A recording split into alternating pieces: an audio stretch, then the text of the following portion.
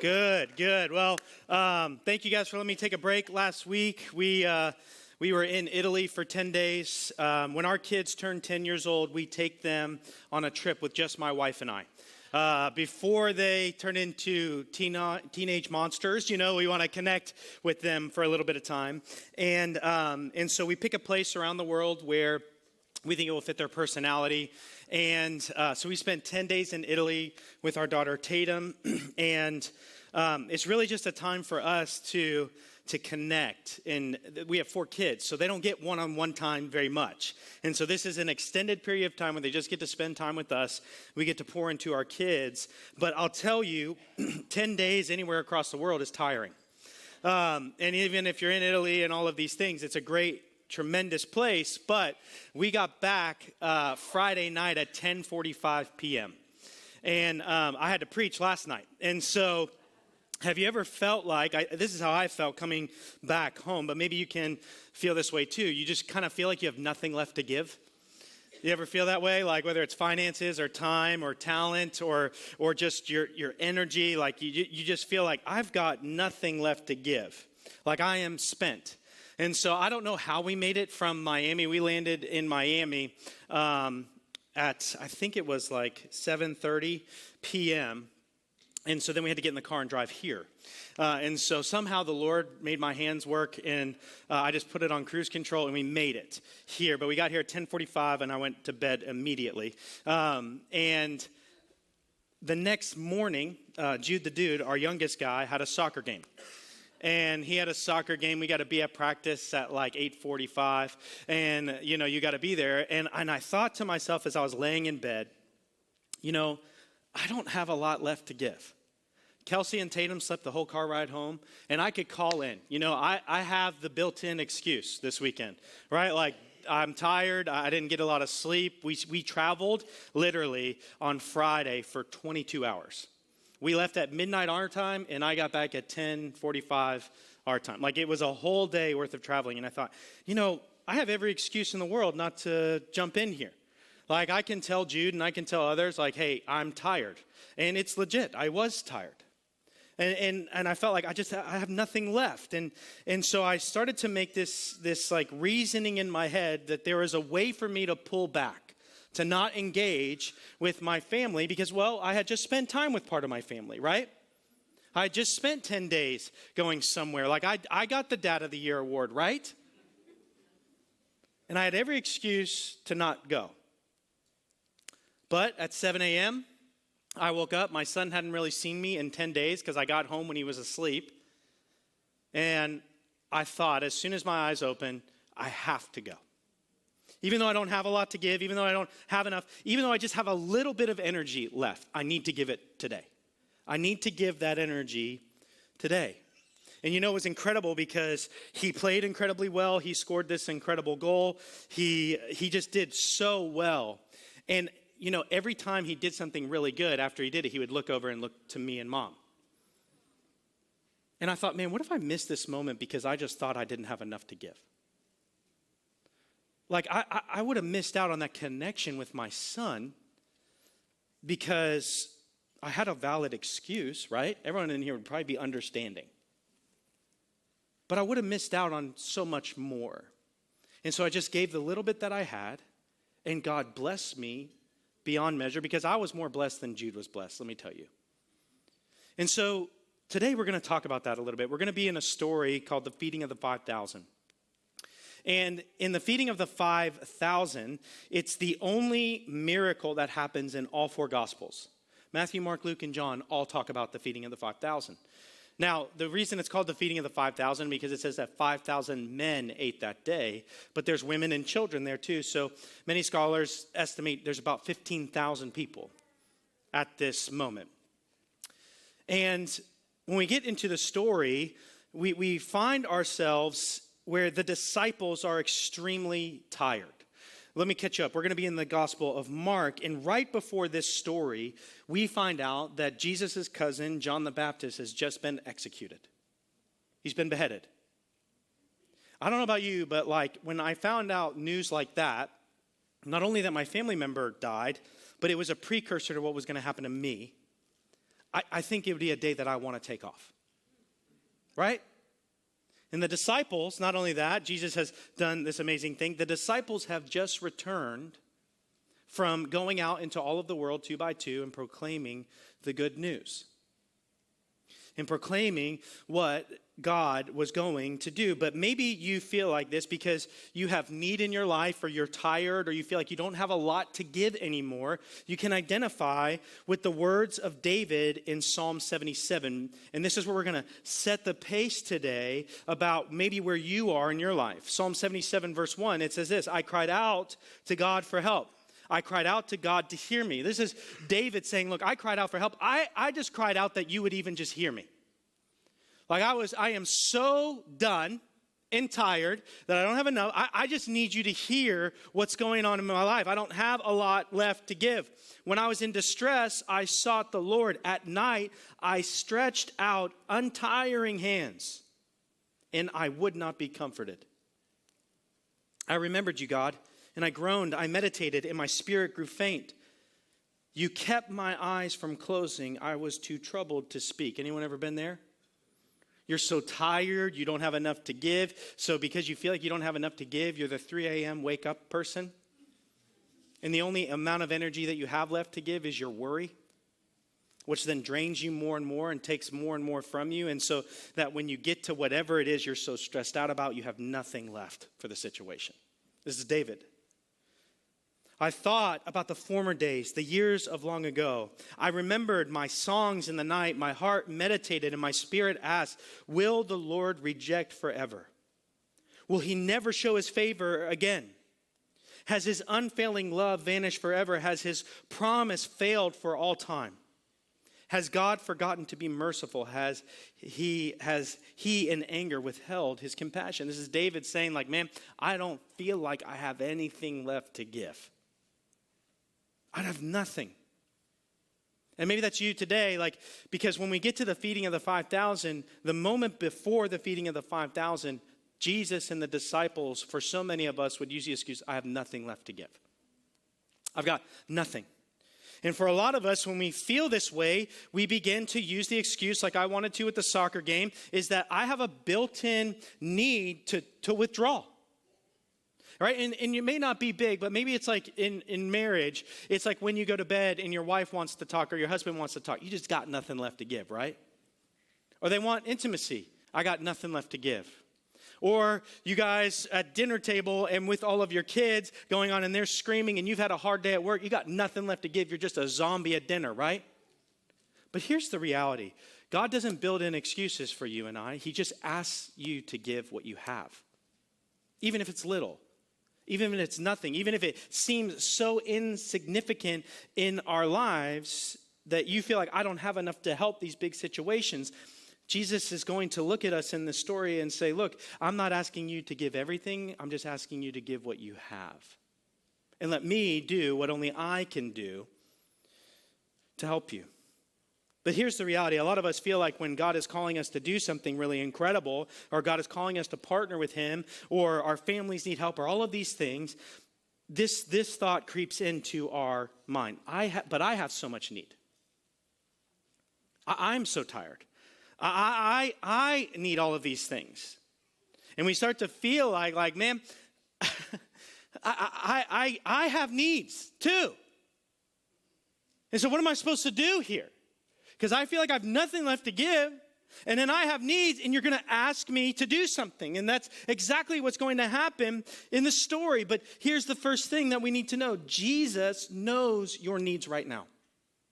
God knows exactly what you're going through, and he knows the needs that you have right now in your life. Listen to what Mark chapter 6, verse 30 to 31 says. The apostles gathered around Jesus and reported to him all that they had done and taught. Then, because so many people were coming and going that they did not even have a chance to eat, he said to them, come with me by yourselves to a quiet place to get some rest. Let me give you a little bit of a snippet of the kind of mission that the disciples were on, because Jesus talks about it before they leave in Matthew 10. Listen to these words in Matthew 10. I am sending you out like sheep among wolves. Sounds super encouraging. Right? That sounds like, oh, this is going to be awesome. I'm going to be a sheep among wolves. Okay, cool. What else is it going to be like? Therefore, be shrewd as snakes and as innocent as doves. Be on your guard. You will be handed over to the local councils and be flogged in the synagogues. Great. On my account, you will be brought before governors and kings as witnesses to them, to the Gentiles. But when they arrest you, not if they arrest you, when they arrest you, do not worry about what you will say or how to say it. Don't worry. You might not have a lot to give, but I'm going to give you everything that you need. At the time, you will be given what to say, for it will not be you speaking, but the Spirit of your Father speaking through you. Brother will betray brother to death, and father his child. Children will rebel against their parents and have them put to death. You will be hated by everyone because of me. Man, I can't wait to go. But the one who stands firm to the end will be saved. There's a promise. When you are persecuted in one place, flee to another. Sounds tiring. Truly, I tell you, you will not finish going through the towns of Israel before the Son of Man comes. This is the mission that the disciples, that's what they're talking to Jesus about when they get back. Let me tell you about everything we taught and everything that we did, but by the way, that flogging part, by the way, that arresting part, by the way, that tiresome part, by the way, that issue part, yeah, you weren't lying. And honestly, Jesus, we're so busy coming back, and there's so many people here right now, we haven't even had time to eat yet. I mean, I know you all get hangry. I know, you know what I mean? You miss one meal, and you're like, you can't do anything. You're right? You're like, oh, I got missed meal cramps. I can't do anything. The disciples have just been through the hardest journey that they've ever been through. They get back. There's a ton of people who have need, and there's so much need and so much going on that they don't even have time to eat. And so Jesus knows this. And so what does he say to them? I know your need. Let's go away to a quiet place together so that you may rest. I see you, and I know exactly what's going on. But sometimes the rest that you need and the things that you need in life are not just to sit still and do nothing. Case in point, COVID. Did anyone feel really rested after not doing anything for a month or 2 months or 3 months or 6 years or whatever it was? We talked to some people. We were in a city, and everywhere we went, people were like, oh, where are you from? You know, you don't sound Italian. I know, I'm American. Where are you from? Florida. Florida? Oh, man, how was that? How was COVID? It was COVID. What do you mean? You guys didn't lock down. We did a little bit. Yes, we did. But they're like, not like we did in Toronto. We locked down 6 times. And I was like, well, you must be rested, right? No, it was miserable because we're not built to do nothing. We're built for good works. We're built to be part of what God is doing in this world. And so let me just ask you, just right now, like no shame here. I understand. But what right now makes it feel like you can't serve and walk with God in this world right now? Is it like I don't feel like I have enough time? I don't have enough money. My health, I don't have enough health. My family, my relationships. Like there is something that we have this misconception in the family of God that the only way that God gives you new energy is when you do nothing. But I am here to tell you something different. That God pours into your life as you're pouring out to others. And so when we get to this first clip in The Chosen, we are on the beginning part of the feeding of the 5,000. And the disciples are tired and they haven't eaten yet and they haven't done all of these things. And yet all of these people are going to come forward, as we are going to see. And Jesus is going to go, hey, I know you have need, but I have a better rest for you than doing nothing. I have a work for you to do, and I'm just asking you to bring what you have, and I'll take care of the rest. And we're going to see what God does for the disciples in this story. Check out this very first clip.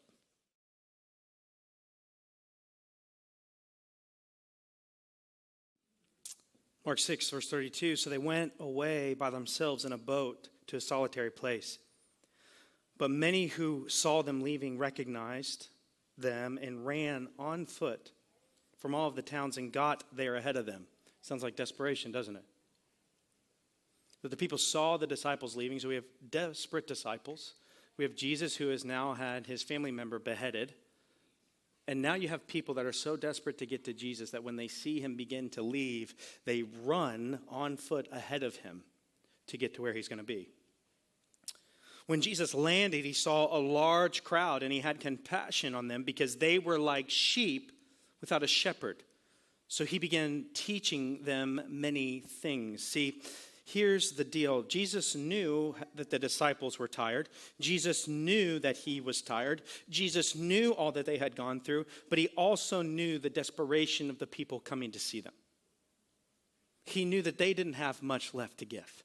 He knew that they didn't have a lot of money, a lot of time, a lot of talent. They ran literally across a rocky shore, across a lake, probably a couple miles to beat Jesus to the other side, just so that they could see him for 1 minute. And so 15,000 people show up.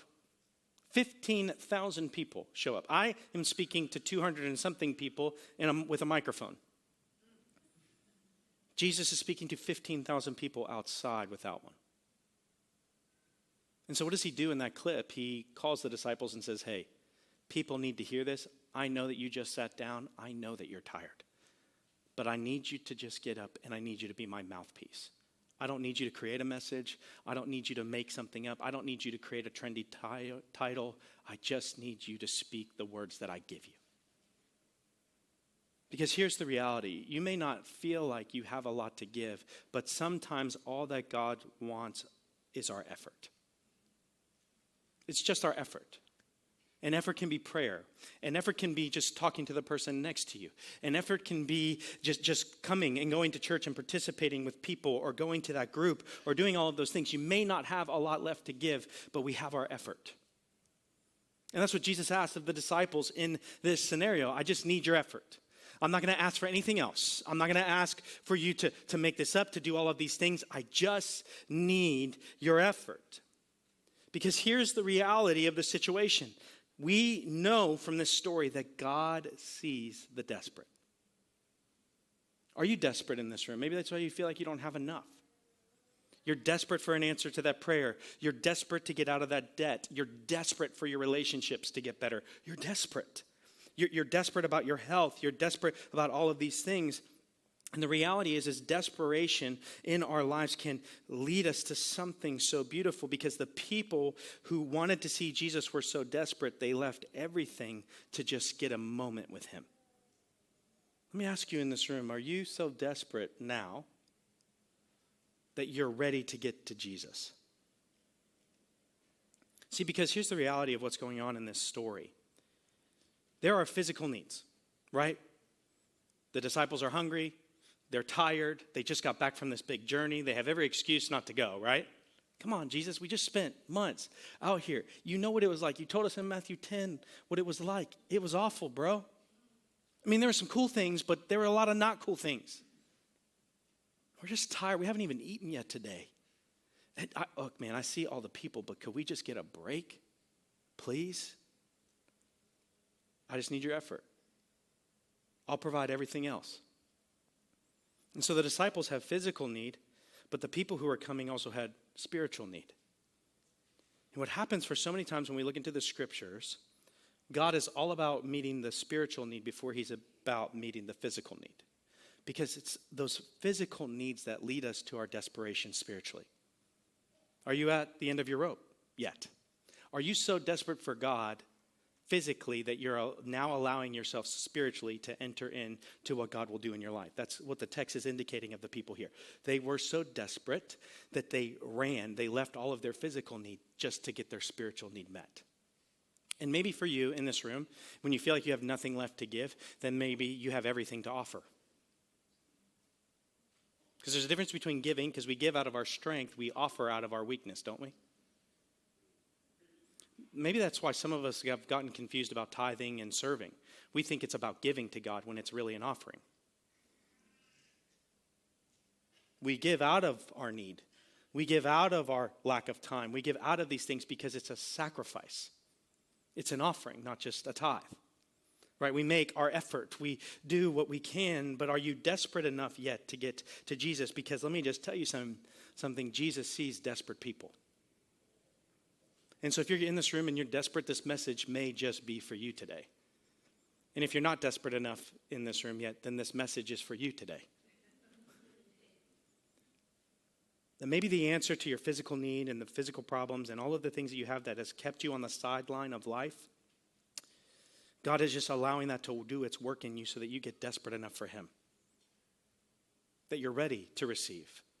Has anyone ever been in here and you can't accept a gift from somebody until you're so desperate that you need a gift from somebody? It works that way with God too, guys.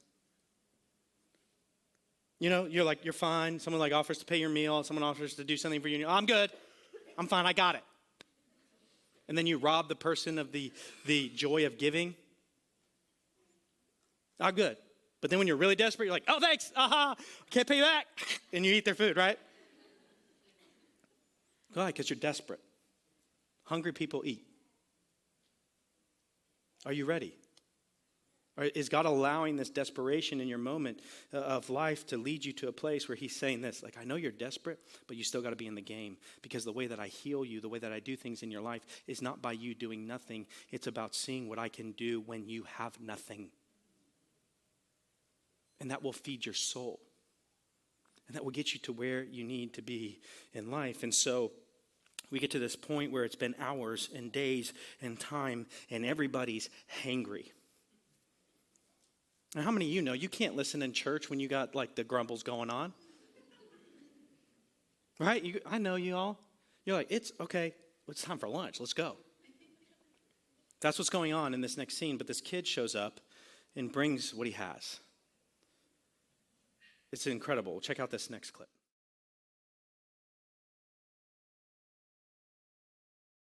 Late in the day, so the disciples came to him. This is a remote place, they said, and it's already very late. Send the people away so that they can go to the surrounding countryside and villages and buy themselves something to eat. But he answered, you give them something to eat. Huh? There's 15,000 people here, bro. We're 9 miles away from the nearest town, and everybody's here. That's a lot of bread. What are we going to do? They said, and they thought in terms like we do, we don't have enough. That would take more than half a year's wages, 200 denarii. Are we to go and spend that much on bread and give it to them to eat? How many loaves do you have, he asked. Go and see. And when they found out, they said, 5 and 2 fish. This is a small boy's lunch. Right? This is nothing compared to the need. I don't have a lot. We don't have enough to give, significantly enough to make an impact here. So why don't we let this boy eat? Or how about, better yet, why don't we eat? I know they're hungry, but we're hungrier. Do you notice what Peter said? You look nervous. What are you nervous about? I'm afraid he'll choose them. You feel like that right now? You don't have enough and you're just afraid that God's going to call you to do something where he chooses them and he doesn't choose you? What if, like, in the process of choosing them, you get blessed too? What if God does something different than you could expect, because God can do so much with so little? Because here's what God's asking us to do. Bring what you have, even if it's not enough. Bring what you have, even if it's not enough. God's not asking you to bring enough. He's just asking you to bring what you have. That's it. And you go, well, a lot of us go, but it's not enough to make an impact here. And so I'll just hold on to it. And God's like, no, I'm asking you to give so that I can do something with the little that you have. See, some of us aren't seeing the miracle in our life. We're not seeing the blessing of God in our life. We're not seeing what God can do in our life because we're holding on to the little that we have instead of giving it to him and allowing him to do more. So, man, but I have need, and I'm hungry, and I'm tired, and I need sleep, and that vacation was great, but man, I'm tired, and my son, he'll be okay. He'll never remember that I wasn't there, and man, I have every excuse. I just have so little to give. I'm asking you to give what you got, not anymore. See, because this kid had dollar menu kind of money. That's what he had. He had dollar menu. Now, you guys know the dollar menu is a lie. It's like the dollar store. Ain't nothing a dollar in the dollar store, and the dollar menu is more like the $3.50 menu, okay? It just doesn't ring. But I looked up what it would cost to feed somebody a McDouble, a small fry, not a medium, a small, and a small drink. The dollar menu is a lie because it costs $7.43, okay? But in today's world, that's cheap, right? That's like Sam's Club kind of money, right? And so what happens is This kid's got a $7.43 worth of stuff to feed 15,000 people. You know what it costs to feed 15,000 people at $7.43? $111,000. And there's some change. There's 450 more bucks, but let's just say 111. And this kid's got $7.43. Maybe that's how you feel in this room. You got dollar menu kind of money in this room. You got dollar menu kind of time in this room. You got dollar menu kind of effort in this room. You got dollar menu kind of energy in this room. You got dollar menu. Your dollar menu. Great. That's all Jesus needs. He doesn't even need your dollar menu, but he wants to use the dollar menu to bless you in the process. He's asking you to bring what you have, even if it's not enough. To your family, he's asking you to bring what you have, even if it's not enough. To your relationship with your spouse or your kids, he's asking you to bring what you have, even if it's not enough. To your finances, he's asking you to bring what you have, even if it's not enough. To your church, he's asking you to bring what you have, even if it's not enough. Because we serve the God who doesn't just feed one kid off the dollar menu, he feeds 15,000. But the kid had to let go of what he had in order to allow God to do more than what he could. What kind of dollar menu you got right now? You feel like it's not enough, so you just hold it back? Like, what is $7.43 going to do to $111,000? It's nothing. Well, good thing that God created the entire universe out of nothing. And he spoke everything into existence by his sheer breath. And you were made and formed by his sheer will. We serve a God who can do a whole lot with a little. So do you need to bring your dollar menu? We're going to make a shirt. All I got is dollar menu. Good. Then get ready to see a miracle. Get ready to see God do more. Get ready to see what when we sacrificially offer, what God can do. Not just in the lives of others, but in the lives of us.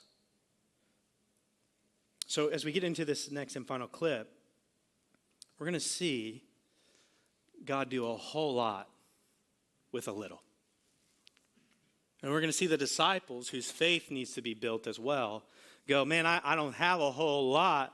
There's not enough here, but man, you said yes, so let's give and let's see what happens. Let's check out this next clip.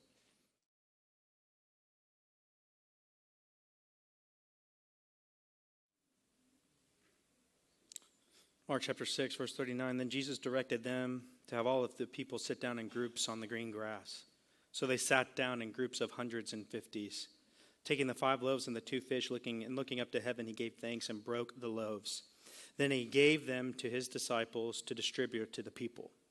He also divided the 2 fish among them all. They all ate and were satisfied. They all ate and were satisfied. Verse 43, and the disciples picked up 12. Everyone say 12. How many disciples are there who hadn't eaten yet? And what did they pick up? They picked up 5 basketfuls of broken pieces of bread and fish. The number of men who had eaten was 5,000. And so while the disciples fed the people, God fed the disciples. And look, like this is where the prosperity gospel gets it wrong. Here's the deal. God does want you to prosper 100%.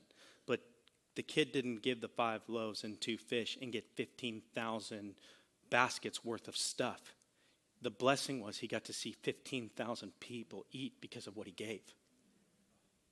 And man, I'm sorry, but like you can have all the money in the world and all the problems in the world. Money's not going to solve your problems, but having the faith to see what God did with what you offered, will you believe again for your problems now? That kid's life has changed forever, not because God gave him a bunch of stuff. It's because he got to see what God did with his little dollar menu stuff.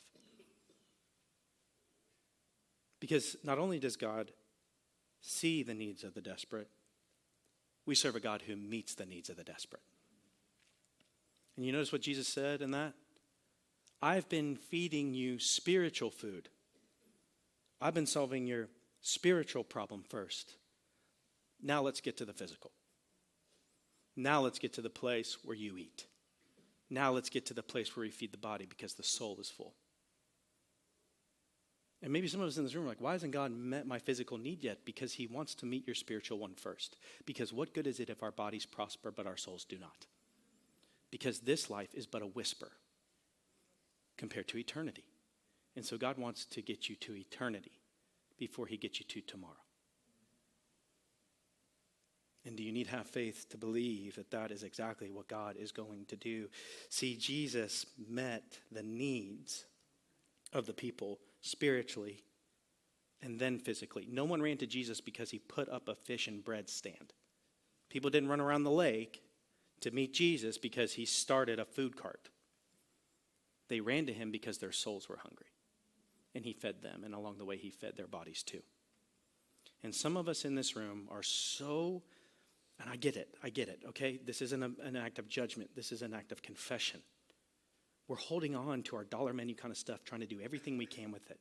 And we can't give, and we can't offer, and we can't give our time because we're so busy building our kingdom and not his. But what if the reality is God builds something for us while we build his kingdom? What's your priority? I don't see God's provision. I don't see all of these things because God is not here to build your kingdom. He's here to build his so that 15,000 people might come to know the Lord because of what you offered, not because you built a cool house or drive a nice car or have the best food or because your bank account is so big that you could buy the building for us. That's great. Great. But he's not concerned about the structure. He's concerned about the people. Because what good is it if your soul does not prosper, but your body does? But here's the reality that I want all of us to see, because a lot of us feel like I got nothing left to give. I got dollar menu. In every part of my life, I got dollar menu. I've got nothing, so I'm going to step out. And God's asking you to step in because God provides for us while we help others. Did you notice that? The disciples could have said, like, gee, can we eat first? Like, in Mark chapter 6 earlier, like, it just says, we haven't eaten yet. We're so tired. Don't you know what we've done? Don't you know all that we've been through? Don't you know how hard this was? Can we eat? I'm afraid you're going to choose them over me. And Jesus is like, it's a false dichotomy. I'm choosing you all. And I'm asking you to bring what you got. And you get dollar menu. Good. I do a lot with dollar menu. Good. Because I'm going to feed your soul and not just feed your body in the process. Because let me just tell you something. The disciples are going to need the kind of faith to believe that not just God can feed 15,000 people. They're going to need to believe that dead men can come back to life. And they're going to believe that dead man who came back to life can rescue their life and their soul. And when they confess and believe in him, they will be saved. Not just fed. That's where the prosperity gospel gets it all wrong. Oh, God just wants to feed you here. Wrong. God wants to get you there, and he'll feed you here. Stop trying to make this earth heaven. It's not. And it never will be. And maybe some of the hunger that we have is for heaven. And that's good for us because we need it. And so let me think about this. The disciples, could you imagine picking up that basket? First of all, if I was breaking that bread, it'd be like dust. It'd be like, here's a crumb. 10 people, come up. Grab your crumb. Okay? Who wants some fish? Don't hold it too long. It is going to disappear. Don't breathe when I hand you this fish because it will blow away. Right? I'd be like, littlest pieces. Okay. I'd be like so hungry. Okay, let me just have the crumbs. Could you imagine the moment they picked up the basket and it was full? Not because of what they gave. They're giving their effort because of what a kid gave. Because of what a kid gave. And then they feed everyone, and everyone's so full, there's leftovers. And there's a basket for every single one of them. They didn't just get a meal, the disciples got a basket. But notice the excitement isn't about, I got a basket. The excitement is we were just part of what God did with just my effort. All I did was pass out food. I didn't do anything else. I just gave my effort, and God multiplied it. And so what is God calling you to do right now in your life? What is God calling you? What dollar menu item are you called to give right now? I'm not going to pass the bucket. Don't worry. Because we don't need to. Honestly, we don't. If God wants to get us a building, he'll get us a building. He will call you to be part of it. We're not going to leverage this moment. What we're going to do is say, what is God calling you to do in his kingdom to give your dollar menu item, and what miracles do you need to see for your faith, but you got to let it go. Did you notice what Andrew said? I don't know what's changed. I'll tell you exactly what changed. The kid let go and let God.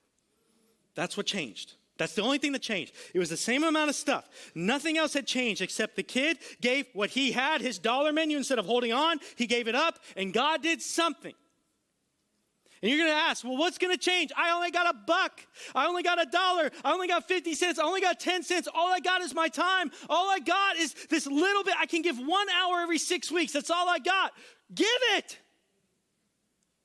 You think, well, I need it for me. What if you need to let it go for you?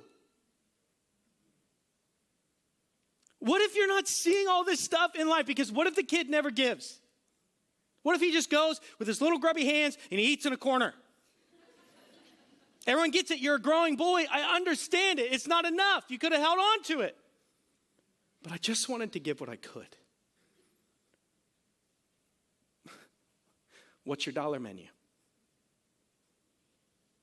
And it needs to be sacrificial. I understand that. We don't like that.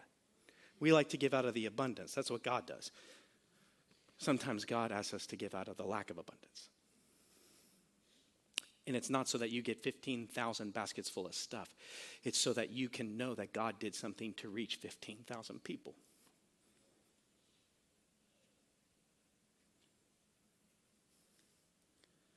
As we get ready to end, do you need to believe that as you give sacrificially, as you offer your life, your time, your talent, your treasure, whatever it is that you're called to offer, and to stop consuming in this church and in God's kingdom and start participating in God's kingdom? And I know I'm getting all up in your drawer right now. I know I'm up in your kitchen. I know it. I looked inside the fridge and you don't like it. Sorry. You're not mad at me. You're mad at the Holy Spirit.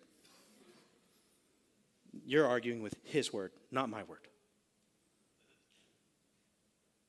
What do you call? What dollar menu item you need to give up today? Because David, the end of Psalm 77 is not this moment of anguish. It's a moment of faith where he remembers that when he gave sacrificially, God blessed abundantly.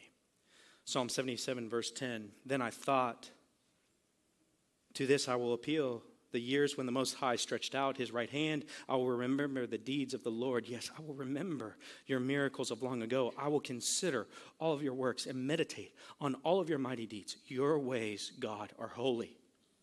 What God is as great as our God. Here, let me give that modern day. What sex is better than our God? What money is better than our God? What house, what car, what other gods are you serving right now that is better than Yahweh?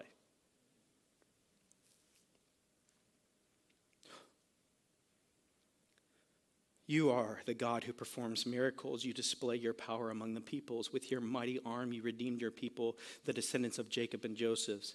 Then he gets into like how big this is. The waters saw you, God, and the waters saw you, and they writhed. The very depths were convulsed. The clouds poured down water. The heavens resounded with thunder. Your arrows flashed back and forth. Your thunder was heard in the whirlwind. Your lightning lit up the world. The earth trembled and quaked at you. Your path led through the sea, your way through the mighty waters, though your footprints were not seen. You did something. And so I don't have enough to give, but I'm going to give what I got. And I know that in the worldly terms, it doesn't make a difference. But in eternity, it might. You led your people like a flock by the hand of Moses and Aaron. David, at the beginning of this, goes, are you done with me? I don't have anything left to give. Are you over this? And then he goes, but I've remembered all that you've done. Do you today need to remember all that God has done? And maybe you don't have that miracle in your life yet because you haven't offered yet. But the reality is this book is full of them. What is God calling you to do? Because let me just tell you something. Some of us are afraid to take that next step of faith out to give that dollar menu kind of thing. because we have bad theology, because we think that God has too little and that he's not enough. David says, you're so enough and you have so much that the very depths of the earth convulsed. You're more than enough. And that's the reality here today. God is never too tired or has too little. Notice the disciples like, man, I'm tired. Jesus is like, yeah. But Jesus steps out and goes, I just need you to be a mouthpiece. I'm going to do all the work because I'm never tired of meeting and reaching the desperate. I'm never too tired. I never have too little because I can do a lot with a little. So the end of the message today, the miracle, if we just see it for feeding 5,000 people or 15,000 people, that's cool. But the fact is not only did he feed 15,000 people, he fed the 12 disciples as they worked and as they walked with God, and they gave what they had, their effort. Is that a kind of miracle that you need to see in your life? Andrew at the end, James says at the end, he says, I'm really not surprised anymore. That's a foreign statement for so many of us in this room, me included. Let me ask you a better question. Do you need to be surprised in this room? And do you just need to step out in faith and give what you got? And for some of you in this room, God's not calling you to give money. God's not calling you to give time. God's not calling you to serve right now. Here's what God's calling you to give: your life. He's saying to you right now, believe in me and confess in me and trust in me that I am the Lord and that I live for you and I died for you and I rose again. Give me your life and I will give you eternity. Do you need to let go and allow God to do something so incredible? Do you need to believe for the very first time in this room? And maybe some of us in this room need to remember the moment that we did do that. And we need to trust that he can do something more. Because here's the deal, guys. God has a plan for you in your life to be part of this kingdom, to be a part of what he is doing in this world. But he needs your yes. He needs your dollar menu. I got a testimony and a testifier back there, right? That little babe's like, hey, come on. Come on, somebody. He's calling you out. Here's the deal. What is your dollar menu? And what do you need to lay down and offer today? I know it's hard. I know it's sacrificial. That's on purpose. Because when we are truly desperate enough to give, to sacrifice, to be a part of it, man, you'll be ready to see what God can do, not what you can. And do you need that today? I'm going to pray over us and we're going to head out of this place. But God's probably called something on your life. I don't know what it is. But today, in an act of obedience, in an act of faith, in an act of offering, give it. Whatever it is. Maybe it's salvation for you in this room. You just need to give your life. Maybe it's you need to volunteer. Maybe it's you need to go and say sorry to somebody and let go of your grudge and your anger. Maybe you need to be the first one to let go of your pride and say sorry, even though they're wrong and you're right. Maybe you're called to serve in this room. Maybe you're called to be a part of this next thing that we're doing. I don't know what it is. This isn't a leverage moment. It's an obedience moment because I don't know what God's put on your heart. But as your pastor, I'm going to encourage you to come and offer it and let it go. Would you join me in praying? Father, we love you. We thank you for your word and your truth. We thank you for the feeding of 15,000 people, but the miracle is not just people had full bellies. The miracle is that people were saved and they were rescued, and a kid and a person gave the little that they had, and because they said yes and they offered sacrificially, you were able to do so much more. And I can't wait to meet that person when we get to heaven and say, what was that day like when you saw 5 loaves and 2 fish feed 15,000 people? What was it like when you let go and saw God do something incredible? How did that change your life? God, give us the faith to let go of 5 loaves and 2 fish. And trust that as we serve in your kingdom, we will be provided for. And we don't need to build something so grand that you can use. You only need dollar menu. So So may we have trust and faith to believe and walk out. We don't need to build a kingdom that you can use. You're building a kingdom for us to be a part of. And so God, today, I pray for courage. I pray for strength. I pray for faith. I pray for the moment that we can believe and trust. And if there's any person, I know that there's somebody in this room right now. And God, I don't know why you're bringing this to me, but you are. They need to give their life to you today. They've been building their own kingdom. They've been doing all of these things. They're wondering about all of this. And the thing that you're asking them to give is to believe in your Son, that he died for them and that he rose again and he overcame sin and death and their sin and their death, so that when they confessed with their mouth and believed in their heart in what Jesus did for them, that they would be saved. God, please call them home. Give them the faith to believe today. Marriages need to be restored, God. Families need to be restored. Addictions need to be let go. Debt needs to be paid. Give us the faith today. We don't have much, but we offer it to you. God, we love you. We thank you for your word that frees us, that redeems us, that sanctifies us. Thank you for loving us, Lord. God, we trust you today. We believe in you today. May we walk out of this place blessed beyond measure, not for what we are given, but what we have offered. God, we love you. We thank you. In Christ's name. Everyone said,